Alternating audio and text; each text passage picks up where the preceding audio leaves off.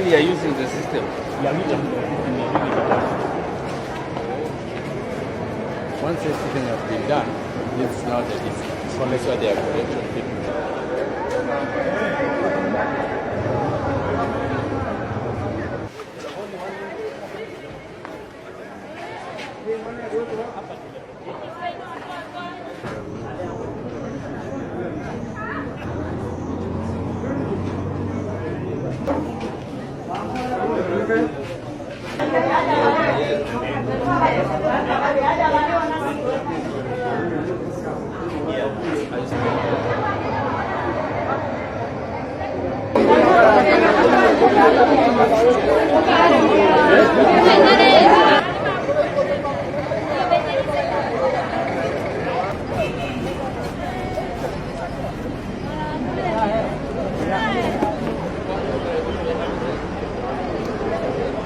So the matter is sub judice. I will not comment on it because I've just been served with a petition by a group calling themselves the Farmers Party of Kenya.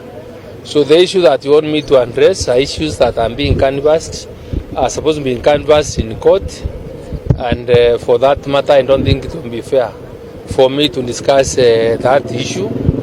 If the question came yesterday, I would have dealt with it. But now, because the matter was before court today, and the orders were given today afternoon, I think the best place for me to make a reply is in my responses to the petition found by the Farmers Party of Kenya, I think, which is led by another Irungu Nyakera. I think he's calling himself Irungu Nyakera. So let me meet him in court. We will deal with the matter. We are better off than we were 2 months ago, because now, of course, with the coming of rains, people are able to, the country is now getting green, with vegetables are growing. Our food imports that we didn't allow importers to bring into the country have really come in great numbers. So the situation has been stabilized by the imports that we allowed, and I expect it even to get better, because most of the quantities have not come in. A few importers have brought good quantities. Yesterday, I had 50,000 metric tons of maize that docked in Mombasa. I know a few millers have already picked the maize. Some other importers are bringing in the maize. So in another few weeks, when the maize that has been mobilized from outside will be able to get into our market, the price will even get below the 180. But what I am encouraging farmers to do is to take advantage of the government program of subsidizing production and grow food. We cannot rely on support from other countries, because those countries have also responsibility to feed their own citizens. And when their citizens are starved and they have no surplus or excess, they will not be able to share with us. So let us take it as our responsibility, as reasonable as Kenyans, as patriotic Kenyans, to grow food for our own consumption. And this is also what you people must also do, because the responsibility of feeding Kenya is the responsibility of all Kenyans. Kenya is meant out of families. You have a family, all of you here. But the question I want to ask you is whether you plant or you do any one bag, or how many bags of cabbage you do, or potatoes to feed your children.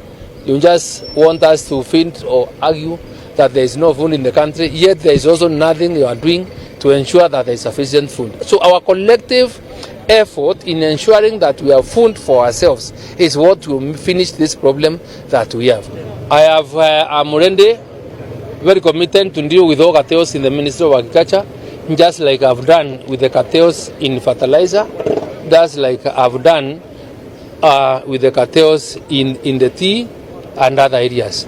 So if there are any cartels that are known to the Mira farmers, please come over to my office.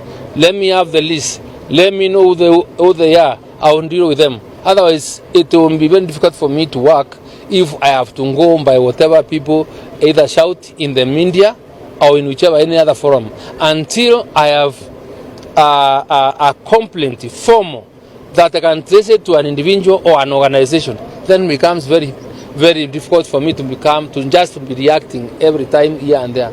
Because the other thing I heard the other day is that farmers were so happy that the price of miraa has really gone up and they're getting good returns on it. So 2 weeks ago is when I heard about what you are saying, and there are a few things we are working on. But if they are aware of any cartel or anybody, please let them come forward. But I also want to advise them that they must start thinking of how to conduct business through cooperatives. That is when you can be able to dictate what price to sell to who. But when you are not organized as a group, then you can there must be rules on how certain business is conducted, and that's why you see the tea market has been quite stable. Coffee has been a bit stable, though there are also cartels that we are dealing with. But without an organized structure of leadership and rules governing any business, then it becomes really difficult. And that's why I'm telling the miraa people now, they must start thinking on how to get organized to do their business in a more structured manner, so that when there are problems, we are able to identify who to deal with in the right way.